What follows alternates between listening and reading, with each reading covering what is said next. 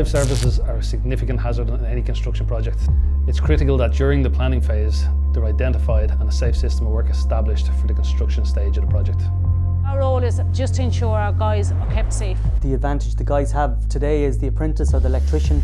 They all can get their word in there from the T4 meeting. So the main thing for you guys, especially the young lads, don't be afraid to ask the question. We were brought to the table, so we were able to eliminate risk and manage out risk. The important ones are the quality of the work and the safety of the people, and safety is number one. The purpose of the video today is we just want to talk to you about the significant hazard in construction, which is live services. It's electricity, would be probably the biggest and most dangerous hazard. We're powering up the LV switchgear beside me here. It's a significant process. We've got a whole team of health and safety people, but also a whole team of authorised persons. So starting with a senior authorised person, and between the two of them, that interface, they manage the whole request for energisation, the locks and the tags, making sure that all the infrastructure, when power comes in, that it's locked off and it's safe further on downstream, so our electricians can continue to do all of their installations safely. All the paperwork for energisation, isolations, permits come through me. So at any given time, we know exactly where every lock is, who's working on the system, which is very important. And at the end of the day, they sign off the permits, they bring back the key, and we know that system is still safe. I suppose I understand the culture because my background is with Suir. I was an apprentice, I was an electrician. I know what it's like to be on the tools. Back when I was serving my time, communication wasn't as sophisticated as the processes we use on site today. We're working on live services next to live services, so we need to make sure now that we know what we're working on, we know where it's fed from, we know why we're doing what we're doing. There's only one way to deal with live services, lads, and it's the right way. We've the procedures in place, we need to follow those procedures. Any other questions, guys? We should have power on there by 3 o'clock, so with that we all have our procedure in place with the permits, and the electrical permits are now on. It's a full lockout, tag out.